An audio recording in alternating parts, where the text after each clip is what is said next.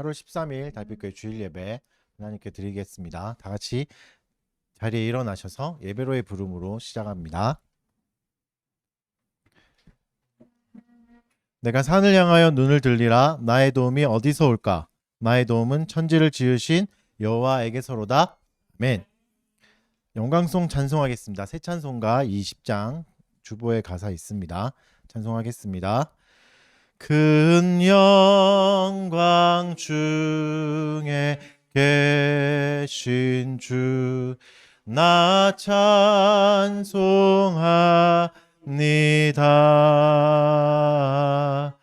영원히 계신 주 이름 나 찬송합니다. 한없이 크신 능력을 나 찬송합니다. 참되고 미쁜 그 언약 나 찬송합니다. 온 천지 창조하시던 그 말씀 힘이 있어 영원히 변치 않는 주 나 믿사옵니다. 그 온유하신 주 음성 날 불러주시고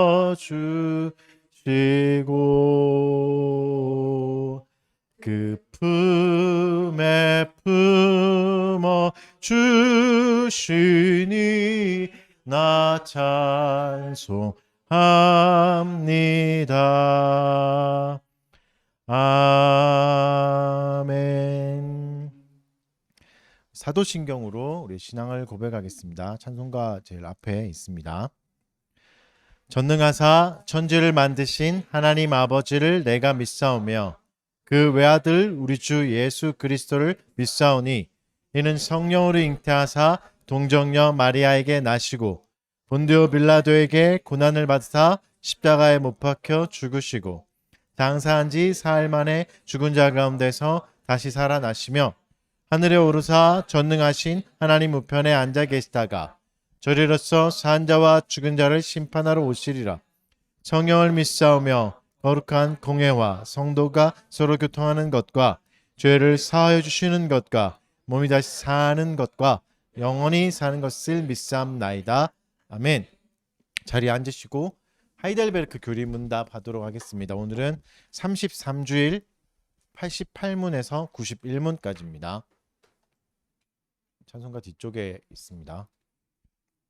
33주일 88문에서 91문까지 계속해서 우리가 하이델베르크 요리문답 3부를 보고 있죠. 우리의 감사에 관하여 선행에 관한 것, 십계명에 관한 것을 감사라는 주제로 보고 있습니다. 그래서 오늘은 회개에 대해서 세 사람이 사는 것에 대해서 살펴보도록 하겠습니다. 88문부터 91문 문답하겠습니다. 88문 사람의 진정한 회개는 무엇입니까? 89문 옛사람이 죽는다는 것은 무엇입니까? 하나님을 진노케 한 우리의 죄를 마음으로 슬퍼하고 더욱더 미워하고 피하는 것입니다. 90문 새 사람으로 다시 사는 것은 무엇입니까? 말미암아 하나님 안에서 마음으로 즐거워하고 하나님의 뜻에 따라 모든 선을 행하며 사는 것을 사랑하고 기뻐하는 것입니다. 91문 그런데 선행이란 무엇입니까? 하나님의 율법을 따라서 그리고 그의 영광을 위하여 행한 것을 하며 우리 자신의 생각이나 사람의 계명에 근거한 것은 선행이 아닙니다. 시간에 죄의 공적인 고백하도록 하겠습니다. 우리의 본성의 죄악을 돌아보고 인정하고 뉘우치면서 또 일부러 범했던 죄악을 또 율법을 등한시하고 또 하나님의 부르심을 외면했던 순간들을 뉘우치면서 잠깐 고백하도록 하겠습니다.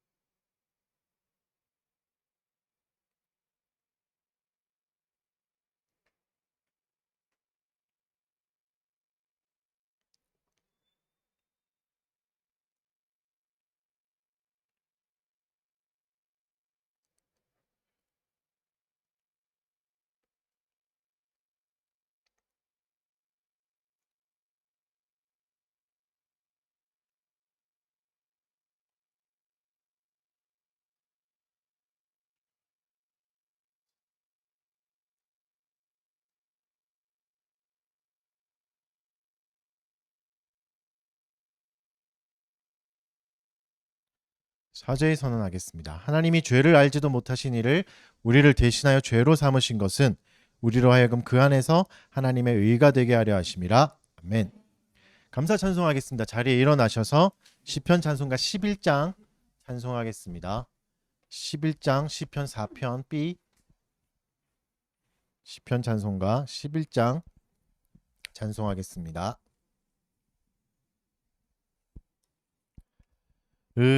의로우신 나의 하나님이여, 내가 부를 때에 응답하소서. 곤란 중에 있는 나의 기도를 긍휼히 여기사 들어주소서. 너희 인생들아, 어느 때까지 여호와의 영광 욕되게 하며 세상의 허사를 좋아하면서 허탄한 거짓을 구하려는가. 우리를 택하신 여호와께서 내가 부를 때에 들으시리니, 너희는 분내어 범죄치 말고 심중에 말하고 잠잠할지라.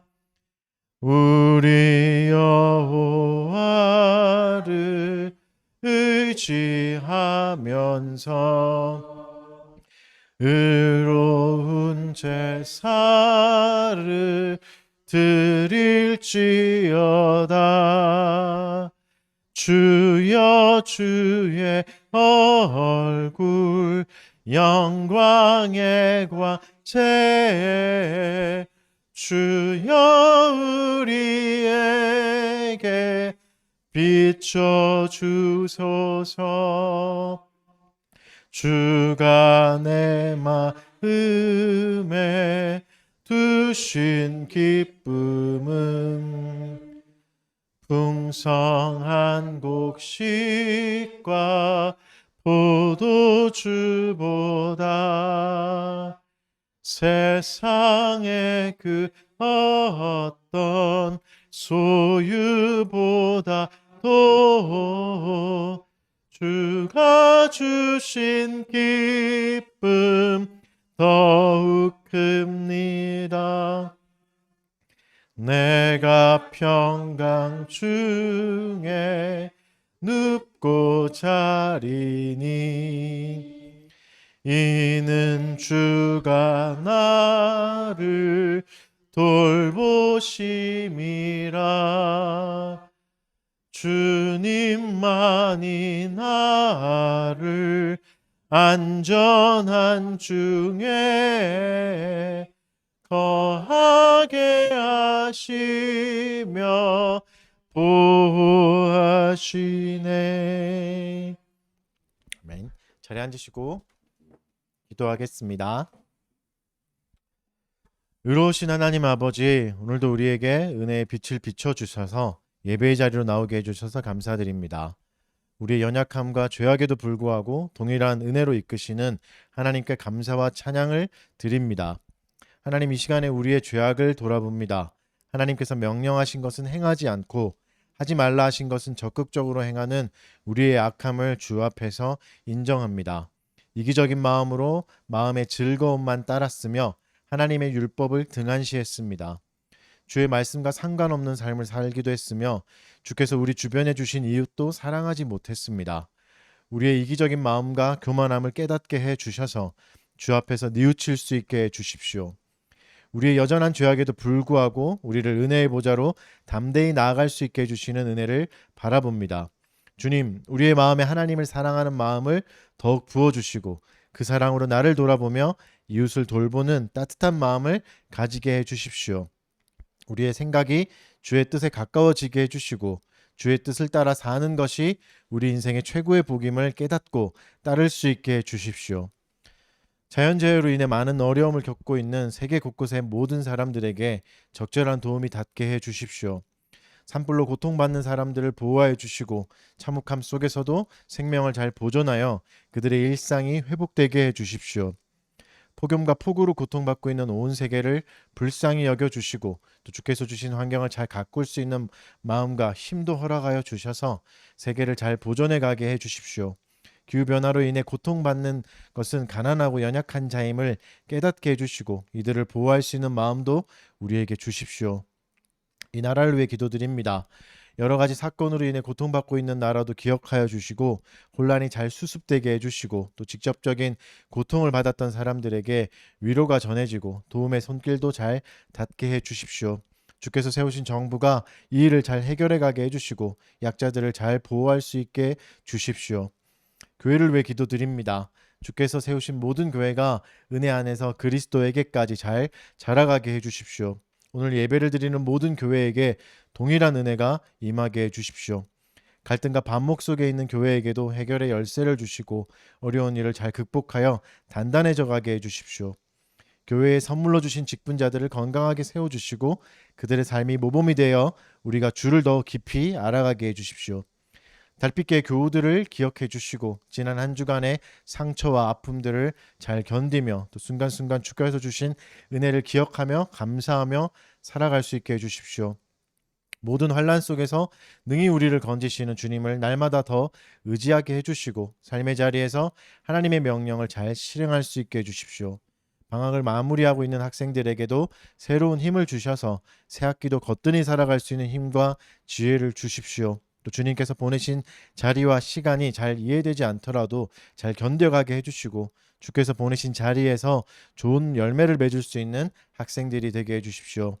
이사를 준비하고 있는 교우들에게 좋은 거처를 허락해 주시고 또 그 과정이 순탄하게 흘러가도록 인도하여 주십시오. 또 새로운 일을 준비하고 있는 교우에게도 지혜를 주시고 도울 자를 보내주셔서 어려움을 잘 극복해 나가며 진행해 가게 해주십시오.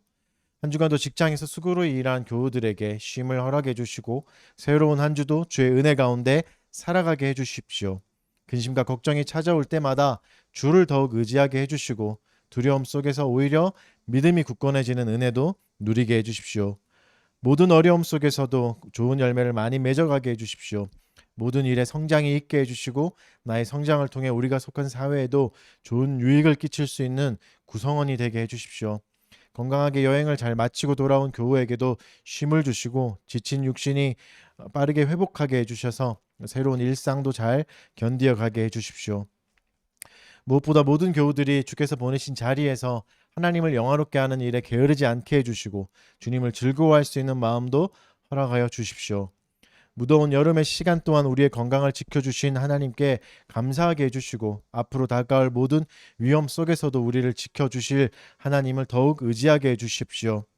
우리의 필요를 아시는 주님께 간구하게 해주시고 모든 좋은 것은 주께로부터만 나온다는 마음에 새기고 살게 해 주십시오.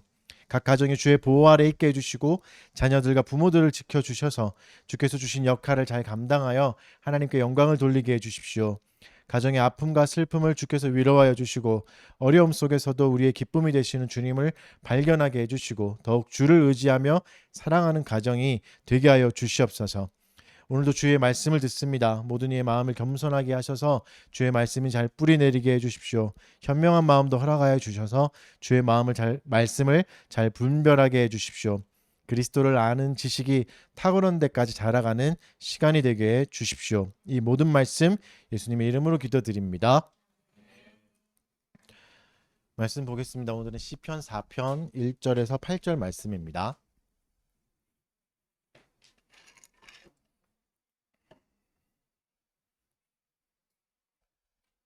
시편 4편 1절에서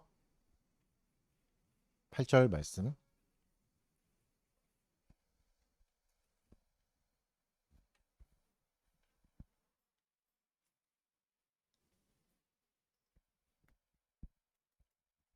찾으셨죠? 제가 한번 읽어드리겠습니다.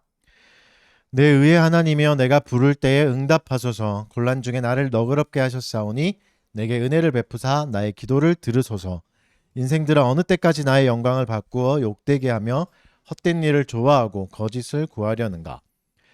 여호와께서 자기를 위하여 경건한 자를 택하신 줄 너희가 알지어다. 내가 그를 부를 때에 여호와께서 들으시리로다. 너희는 떨며 범죄하지 말지어다. 자리에 누워 심중에 말하고 잠잠할지어다. 의의 제사를 드리고 여호와를 의지할지어다. 여러 사람의 말이 우리에게 선을 보일 자 누구냐 하오니 여호와여 주의 얼굴을 들어 우리에게 비추소서. 주께서 내 마음에 두신 기쁨은 그들의 곡식과 새 포도주가 풍성할 때보다 더하니이다.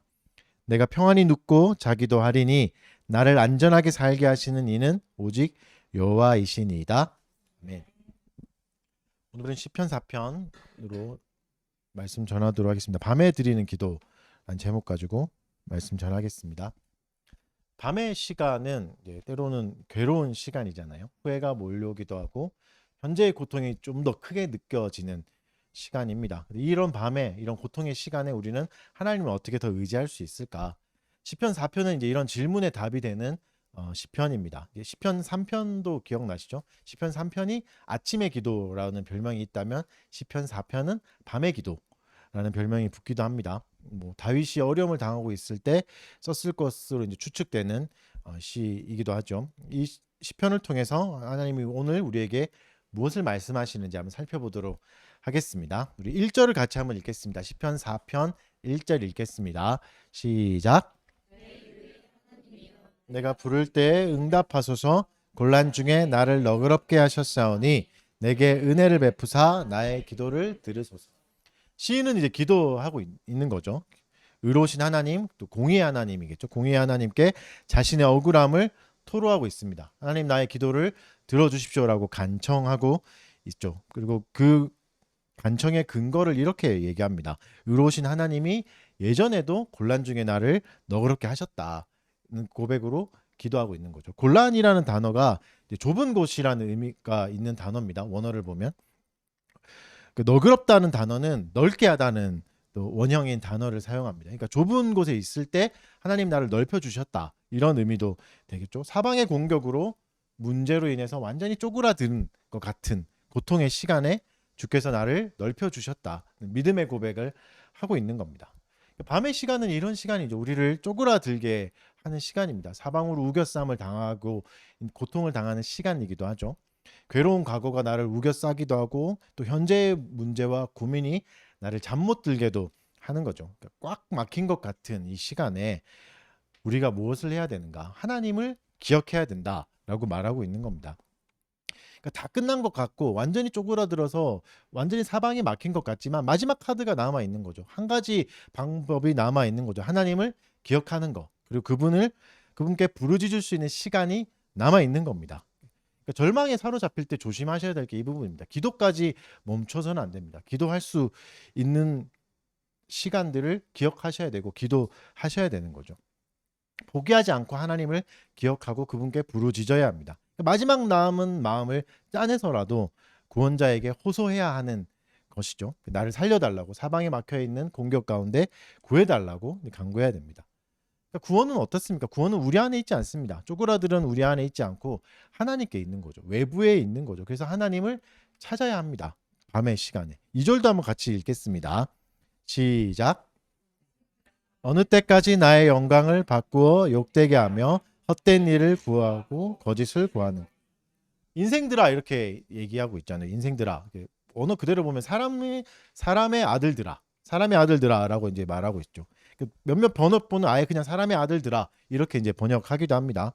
사람의 아들들아, 이런 의미가 이제 관용구적인 표현이기도 한데, 고대 이집트나 바벨론에서는 이제 귀족 계층을 가리킬 때 사람의 아들들이라고 이제 표현하기도 합니다. 그리고 함무라비 법전의 아카드어 사본에서는 이제 노예와 반대되는 자유인들 말할 때 사람의 아들들이라고 말하기도 하는 거죠. 그러니까 지금으로 치면 소위 잘 나가는 사람들이고 사회에서 부와 권력을 갖고 있는 사람들, 먹고 살 만한 사람들을 부르는 것일 수도 있는 거죠. 시인은 그들에게 경고하고 있는 겁니다. 뭐 어떤 경고를 하죠? 어느 때까지 나의 영광을 바꾸어 버리겠는가? 그러니까 나에게 영광스러운 것을 너희는 왜 바꾸어 거꾸로 욕되게 하고 있냐, 이러면서 고발하고 있는 거죠. 하나님께 고발하는 거죠. 그러니까 사람의 아들들은 왜 이럴까?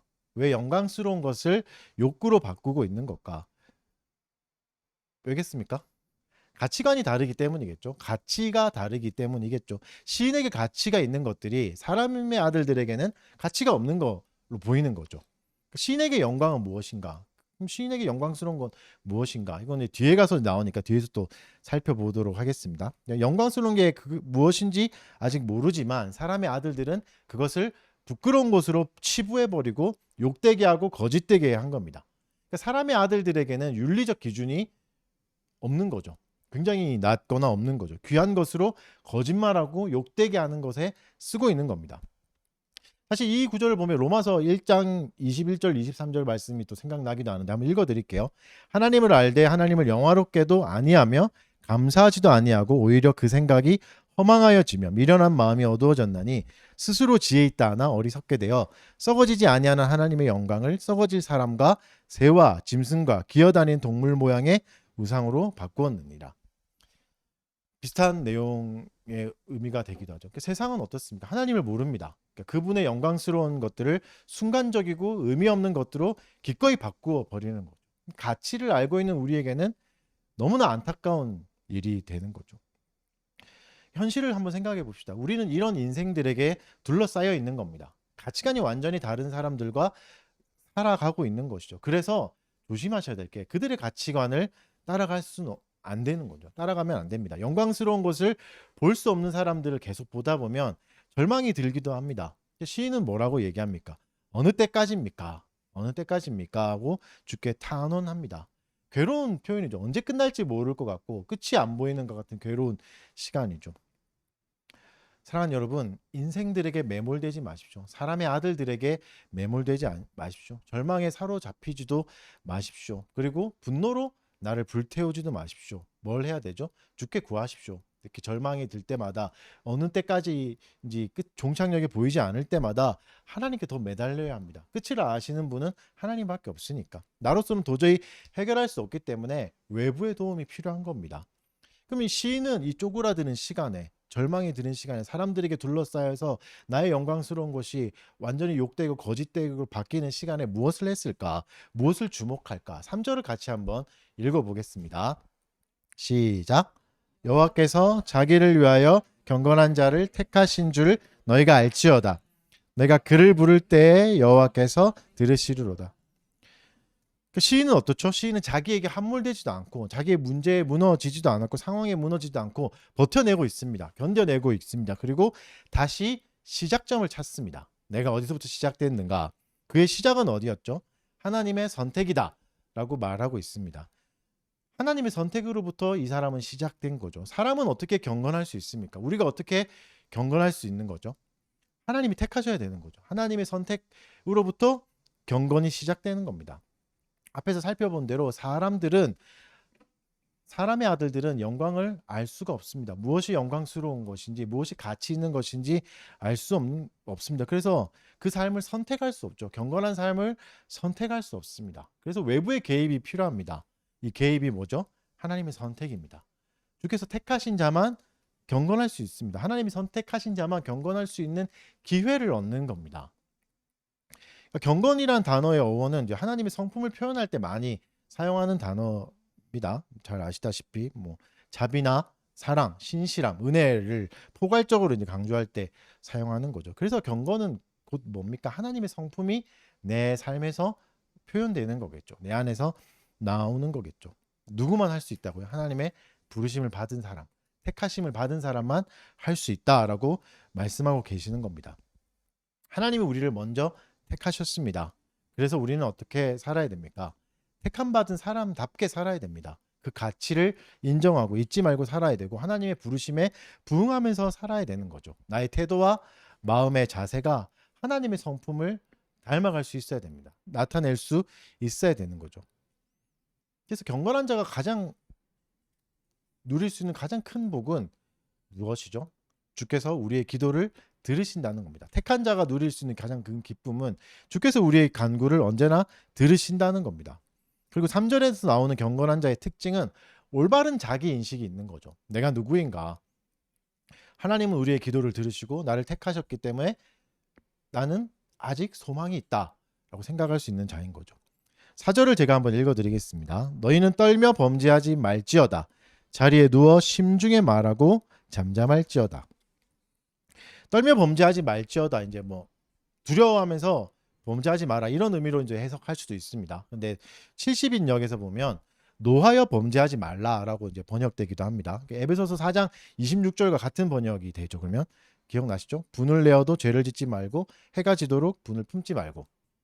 이거 다 집에 붙여 놓으셔야 되는 구절이잖아요. 그게 무슨 말씀이죠? 떨며 범죄하지 말라는 게 분노라는 감정을 잘 다루어라.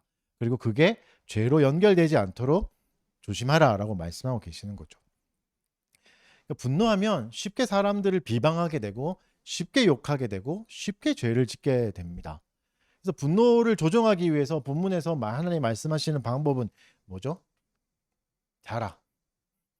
심중에 누워서 말하고 잠잠하라고 하시는 거죠. 물론 자라는 아닙니다. 그러니까 사적인 자리로 돌아가서 자기를 돌봐라 라고 말씀하시는 거죠. 자기를 돌보고 묵상의 시간을 가지라는 거죠. 그러니까 시간 차이를 보면 어떤 때죠? 분노할 때 즉시가 아니라 그걸 가라앉히고 감정이 지나간 다음에 자기를 돌아보라라고 말하는 거죠. 그러니까 분노를 탐구하는 시간은 언제죠? 분노가 가라앉은 다음에.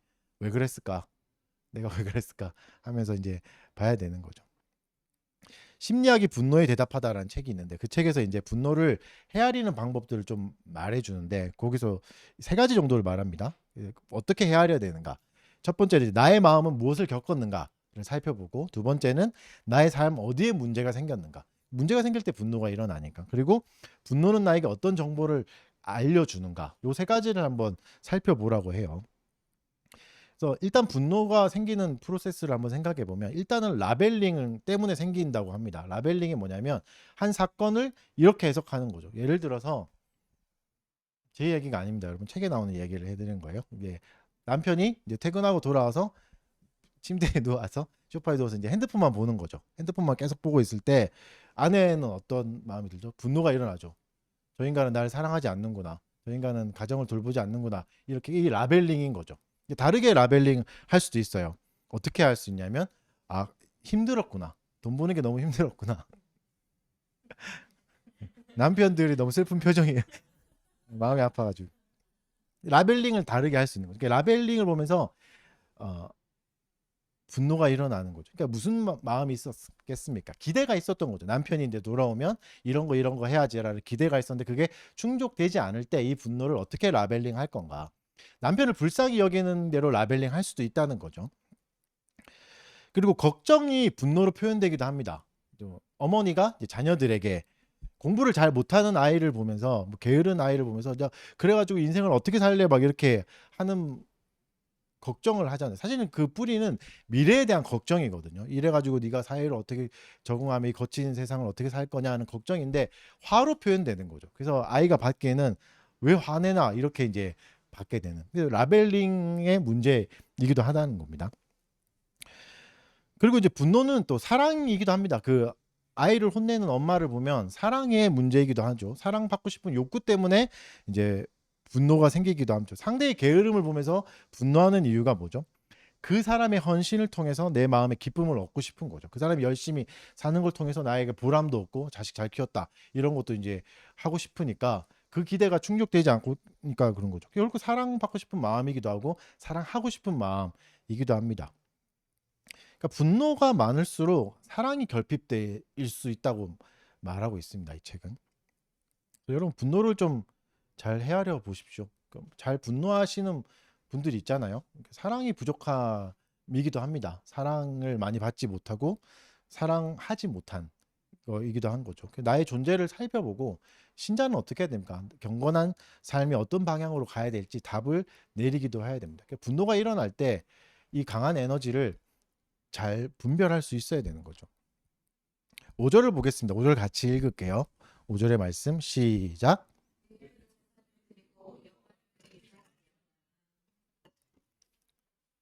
이제 구약에서 가증한 제사, 악한 제물들을 이제 말할 때 그 반대되는 개념으로 의의 제사라는 개념을 사용하잖아요. 그러니까 악한 제사는 어떻죠? 하나님과 아무런 상관없이 관계도 없이 올바른 관계도 없이 물질만 드리는 제사입니다. 그걸 이제 선지자들이 비난할 때 그렇게 말하는데 그런 반대로 의의 제사는 뭐겠습니까? 하나님과 올바른 관계 안에서 드려지는 제사인 거죠. 의의 제사는 어떤 제사겠습니까? 하나님의 명령을 기억하고 더듬어 가면서 주께서 가르치신 대로 가르쳐 주신 대로 따라가는 거죠. 예배하는 거죠. 내가 기준이 아니라 하나님이 기준이 되어야 됩니다. 그 제사에는 회개가 있어야 되고 하나님을 향한 신뢰가 있어야 되는 거죠. 우리가 분노에 사로잡혀 있는 동안에는 의의 제사를 드리기가 어렵습니다. 분노하는 동안에 하나님을 사랑하기가 어려우니까. 여러분 우리의 한 주간을 좀 돌아봤으면 좋겠습니다. 의의 제사를 드릴 준비를 하고 오셨습니까? 잘못된 라벨링을 하고 또 자기를 헤아리진 않고 자기를 또 스스로 분노로 파괴하면서 분노만 하고 있지는 않았습니까? 절망과 낙심의 밤만 보내고 있지는 않았습니까? 점검해 보셨으면 좋겠습니다. 혹시 그랬다면 이제라도 여호와 하나님을 의지하십시오. 그분을 기억하십시오. 그분은 우리가 여전히 의의 제사를 드리기를 원하고 계십니다. 의의 제사로 우리를 초대하고 계시고 우리와 올바른 관계를 맺기를 원하고 계십니다. 6절과 7절은 같이 읽겠습니다. 6절과 7절을 같이 볼게요. 두 절 읽겠습니다. 시작. 선 누구뇨 하오니 여호와여 주의 얼굴을 들어 우리에게 비추소서. 주께서 내 마음에 두신 기쁨은 그들의 곡식과 새 포도주가 풍성할 때보다 더하나이다. 이제 여러 사람들을 부르잖아요. 여러 사람들을 부르는데 사람의 아들들의 연장으로도 볼 수 있습니다. 그들이 하는 말이 무엇인가? 그들이 하는 말을 잘 들어보면 이 말입니다. 선이 어디 있는가? 선한 것이 어디 있는가? 선한 것이 어디 있는가는 결국은 하나님을 찾는 겁니다. 하나님을 찾는 게 뭐 믿음의 마음으로 하나님을 찾는 게 아닌 거죠. 조롱하고 비아냥거리는 겁니다. 하나님이 어디 있냐? 선한 것이 어디 있냐? 찾을 수가 없다. 이렇게 말하는 거죠. 왜죠? 그들은 영광을 알 수 없으니까. 영광스럽고 가치 있는 걸 알 수 없으니까 야 하나님이 어디 있어? 가치 있는 게 어디 있어? 이 땅에 선이 어디 있어? 이렇게 외치는 거죠.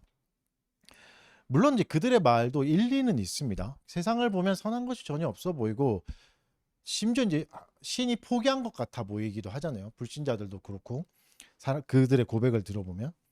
하지만 다시 한번 생각해 보면 진짜 그들이 찾는 선이 무엇인가도 한번 생각해 봐야 됩니다. 그들이 찾는 선이 무엇인가? 그들이 찾는 선은 결국 이겁니다. 7절에 나오는 곡식과 새 포도주가 풍성한 수준인 거죠. 물론 이제 그것도 필요한 것이지만 그들이 이제 기대하는 선의 수준이 하나님만큼 높지 않다는 증거이기도 합니다. 그들이 찾는 선은 이거죠. 이렇지 않다. 내가 잘 먹고 잘 살지 않는다. 이런 말이겠죠. 그러니까 선하신 하나님은 곡식과 포도주의 수준을 넘어섭니다. 그럼 신자는 어디서 선을 발견할 수 있는가? 하나님의 얼굴에서 발견할 수 있다라고 오늘 말씀하고 계십니다. 하나님의 얼굴을 구한다는 건 뭐겠습니까? 인간이 바랄 수 있는 최고의 선과 최고의 축복을 구한다는 의미입니다. 하나도 감동스럽지 않죠. 근데 우리도 그렇죠.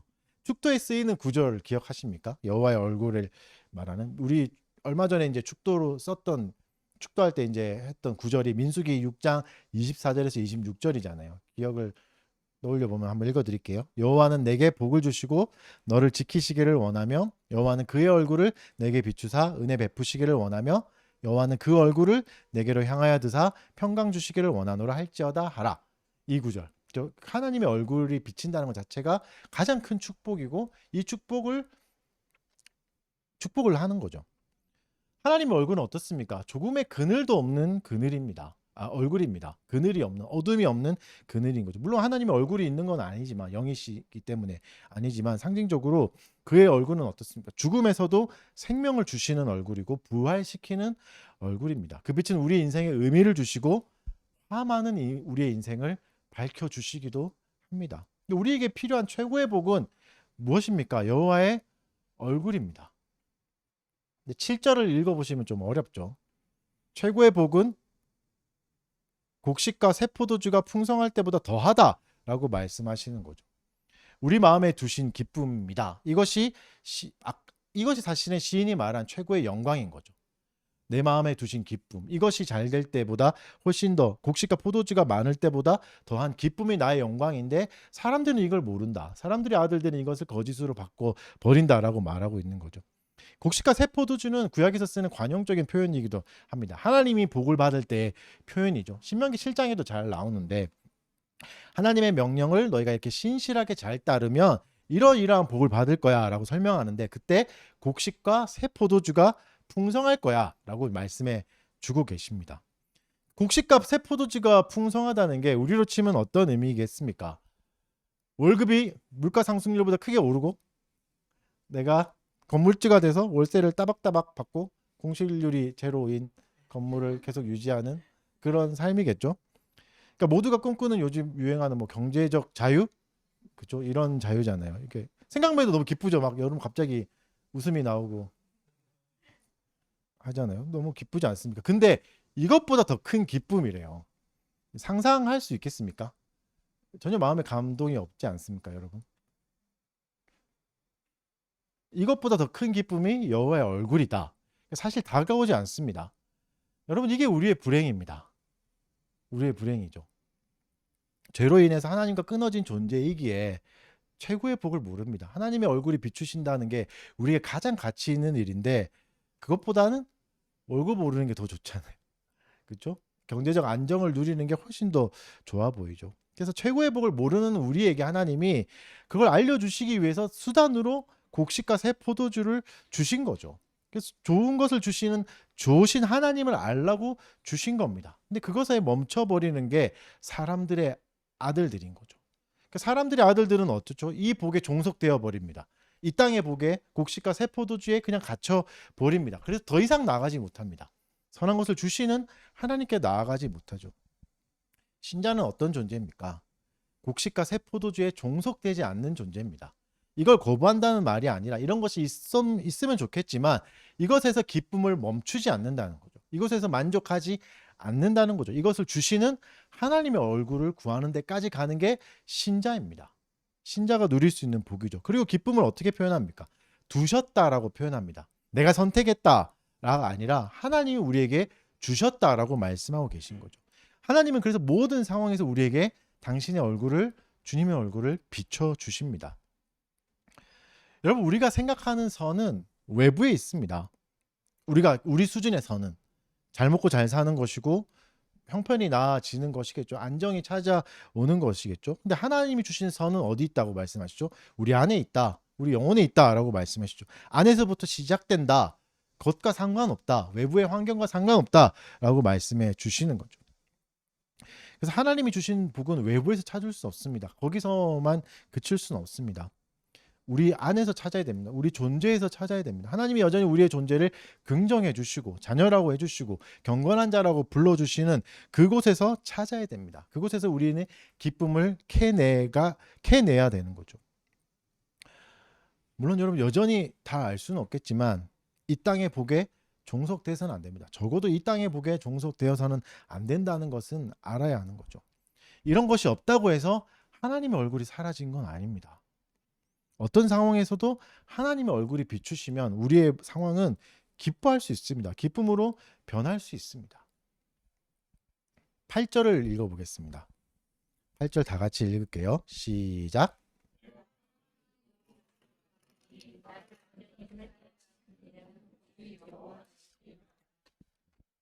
1절에서 이제 시작했던 고민으로 시작했던 밤이 8절에서 어떻게 끝나죠? 평안으로 끝납니다. 다시 밤의 시간으로 돌아오죠. 상황은 어땠을까요? 상황은 변한 게 없죠. 하지만 시인의 상태는 변했습니다. 왜죠? 진짜 선을 발견했으니까. 사람의 아들들은 찾지 못했던 선을 발견했습니다. 그리고 나에게 진짜 평안을 주시는 분을 발견했습니다. 하나님 얼굴을 발견한 거죠. 여러분, 영화 중에 어바웃 타임이라는 영화 아세요? 보신 분은 없겠지만 포스터를 본 분은 되게 많을 거예요. 포스터가 되게 유명하잖아요. 그 여자 주인공이 빨간 드레스를 입고 있고 행복하게 웃는 모습이죠. 근데 그 충격적인 사실 알면 그 옆에 남자 주인공도 있거든요. 근데 거의 기억을 못하죠. 있다는 사실도. 심지어 남자 주인공이 더 크게 있는데 기억을 못하죠. 근데 그 장면이 어떤 장면이냐면 결혼식 장면이잖아요. 결혼식 장면에서 야외에서 결혼을 하는데 비가 온 겁니다. 그렇죠? 그러니까 하필 비가 온 거죠. 그러니까 우리로 생각하면 어떻겠습니까? 망했다. 하늘도 무심하시지. 결혼식에 일평생에 한 번뿐인 하나님이 안 도와주시네. 뭐 이럴 수 있는 거잖아요. 하객들은 어떠냐? 뭐 그게 우리의 정서죠. 비가 와서 망했다, 끝났다. 근데 그날 여주인공이 너무 행복하게 웃습니다. 그 모습을 보면 그게 막 비 오는 결혼식이라고 생각도 안 될 정도로. 그리고 그 장면 하나가 굉장히 유명해가지고 이후로 이제 많은 사람들의 잘못된 로망이 생기잖아요. 나도 비 오는 때 결혼식을 하고 싶다는 생각이 들 정도로. 그러니까 어떻죠? 그 장면 하나로 분위기가 완전히 재해석되기도 하는 겁니다. 비 오는 날에 결혼식을 꿈꿀 정도로 그런 사람이 생길 정도로 바뀌는 거죠. 물론 여러분, 이게 하나님의 얼굴이 우리 인생에 비춘다는 것과 감히 비교할 수 없겠지만 이런 것이겠죠. 우리가 정성껏 준비했던 최고의 날이 비가 내리는 우울한 날이 되겠지만 그 상황에 무너지지 않고 오히려 내 인생에 비춰주시는 하나님의 빛을 발견한다면 그 상황은 최고의 추억의 시간도 될 거고 감사의 시간이 되기도 하는 거죠. 더 특별한 날로 바꿔버리는 행복한 웃음. 여호와의 얼굴은 그보다 더 큰 은혜다라고 오늘 말하고 있는 겁니다. 더 큰 기쁨이다라고 말하고 있는 겁니다. 그리고 이미 하나님이 그 얼굴을 비춰주셨다고 오늘 말하고 있는 겁니다. 과거에도 그랬고 지금도 그렇고 앞으로도 그럴 거라고 말하고 있는 겁니다. 그 기쁨을 마음속에 두셨다고 말씀하고 계신 겁니다. 결론을 맺겠습니다. 우리의 인생에 후회와 회한으로 가득 차는 밤이 종종 찾아올 겁니다. 뭐 매일 찾아오는 것 같고 그리고 끝나지 않을 것 같은 날이 올 겁니다. 그러나 여러분, 너무 낙심하지 마십시오. 분노가 너무 일어나서 이성을 잃을 정도로 괴로운 날도 오겠죠. 그때 뭘 하셔야 됩니까? 하나님을 기억하십시오. 하나님을 기억하셔야 됩니다. 여전히 하나님이 우리에게 그 얼굴을 비추고 계심을, 한 번도 그 얼굴을 거두지 않으셨음을 기억하셔야 됩니다. 3절부터 5절을 다시 보면 7개의 동사가 나오거든요. 7개의 명령이 나옵니다. 하나씩 보면 3절 알아라. 하나님 알아라는 거죠. 그 나의 경건한 자를 택하신 걸 알아라는 거죠. 그리고 두 번째는 택하심 두려워하라. 이게 나오고 세 번째는 죄를 짓지 마라. 네 번째는 말하라. 잠자리에 누워서 깊이 반성하라는 의미죠. 말하라. 그 다음은 잠잠하라. 나오고 그 다음은 잠잠하라는 이제 눈물을 흘리라로 번역하기도 하는데 문맥상 잠잠하라가 좀 더 어울립니다. 그 다음은 뭐죠? 제사를 드리라. 그 다음은 마지막은 주를 의지하라. 다시 7개를 보면 알아라, 두려워하라, 죄짓지 마라, 말하라, 잠잠하라, 제사를 드리라, 하나님을 의지하라. 이겁니다. 그러니까 우리 인생의 패턴을 명령어로 주시기도 하는 겁니다. 행동 심리학에서 이제 이런 유명한 이야기가 있는데 우리의 인생을 버스 기사로 비유하기도 합니다. 버스 기사가 이제 버스를 운전할 때 승객이 타잖아요. 이상한 승객이 타기도 합니다. 폭력적인 승객이 타기도 하는 거죠. 내가 싫어하는 승객이 타기도 하는, 사람을 괴롭히는 승객이 타기도 하죠. 그러면 어떻게 하죠? 그 승객을 째려보거나 계속해서 이제 예의주시하고 있거나 아니면 반대로 내가 좋아하는 승객만 계속 보고 있거나 이럴 수 있는 거죠. 근데 그거는 아무 도움이 안 된다고 합니다. 왜냐하면 기사는 승객을 선택할 수 없으니까. 어떤 승객이 탈지는 모르니까. 승객은 어떤 의미냐면 나에게 찾아오는 일이기도 하고 감정이기도 합니다. 어떤 일이 찾아올지 우리는 선택할 수 없습니다. 어떤 감정이 올지도 선택할 수 없죠. 그럼 버스 기사가 할 일은 뭐죠? 그들을 억지로 피하고 막 안 태우고 막 이런 게 아니라 버스 기사의 할 일은 자기 일을 끝까지 감당하는 겁니다. 버스 기사의 일은 승객과 다투는 게 아니죠. 그의 사명은 버스를 목적지까지 무사히 운전해 가는 겁니다. 그가 집중해야 될 건 이거죠. 승객을 받아들이고 목적지까지 가는 겁니다. 우리의 삶도 이래야 됩니다. 나에게 찾아오는 일들을 선택할 수는 없을 겁니다. 후회가 찾아오고 분노가 찾아오는 모든 감정들을 선택할 수는 없죠. 물론 그것과 씨름하는 일도 있어야 하겠지만 진짜 사명은 그게 아닙니다. 우리가 그걸 하려고 이 땅에 보내신 건 아니잖아요. 우리가 할 거는 끝까지 믿음의 삶을 완주하는 겁니다. 하나님을 바라보며 끝까지 달려가는 게 우리의 사명인 거죠. 어려운 상황 속에서도 여호와의 얼굴을 구하고 그분을 즐거워하고 영화롭게 하는 삶을 끝까지 살아내는 게 우리의 최종 사명입니다. 이게 우리가 할 일인 거죠. 이 삶을 끝까지 충성되게 사시는 여러분 되시기 바랍니다. 네. 찬송하겠습니다. 다 같이 일어나셔서 아까 불렀던 시편 찬송가 시편의 내용을 한번 생각하시면서 부르겠습니다. 11장 시편 4편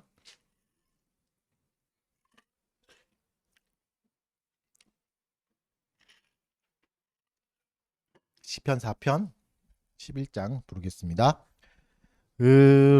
의로우신 나의 하나님이여 내가 부를 때에 응답하소서.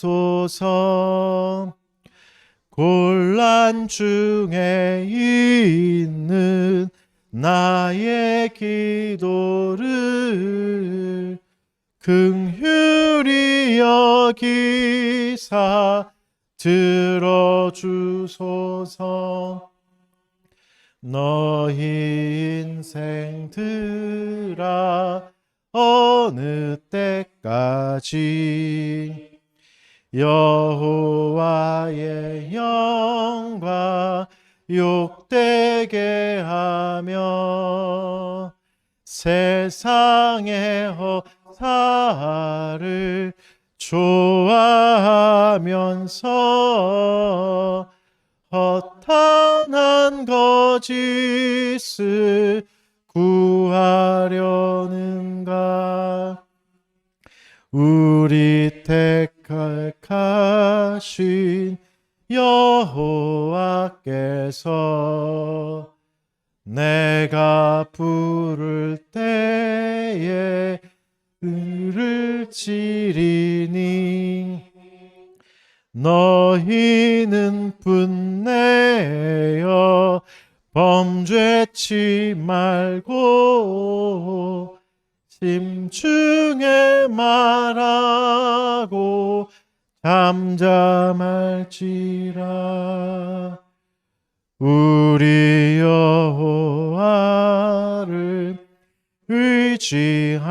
의지하면서 의로운 제사를 드릴지어다. 주여 주의 얼굴 영광의 광채 주여 우리에게 비춰주소서. 주가 내 마음에 두신 기쁨은 풍성한 곡식과 포도주보다. 세상의 그 어떤 소유보다도 주가 주신 기쁨 더욱 큽니다. 내가 평강 중에 눕고 자리니 이는 주가 나를 돌보 도심이라. 주님만이 안전한 중에 거기에 닥치며 보호하시네. 헌상기도 제가 하겠습니다. 사랑하는 주님, 감사합니다. 우리에게 재물 얻을 힘을 주시고 주께서 보내신 자리에서 얻은 재물들 우리가 다 가지지 않고 또 주께 또 이웃을 위해 교회를 위해 내어놓게 하신 것 감사드립니다. 수고로웠던 우리의 눈물과 또 땀을 기억하여 주시옵고 주께서 갚아 주시옵소서. 무엇보다 곡식과 새포도주의 풍성보다 더한 기쁨을 우리에게 주셨사오니 그 기쁨을 바라보며 일상을 견뎌가는 우리가 되게 하여 주시옵소서. 드린 손길들 기억하여 주시고 또 재물을 잘 쓸 수 있는 지혜와 사랑의 마음도 허락하여 주셔서 하나님을 위해서, 영광을 위해, 이웃의 사랑을 위해서 재물들 잘 쓸 수 있게 해 주십시오. 감사드리며 예수님 이름으로 기도드립니다. 강복선언으로 예배 마치도록 하겠습니다. 주 예수 그리스도의 은혜와 하나님의 사랑과 성령의 교통하심이 너희 무리와 함께 있을지어다. 아멘. 자리에 앉으시고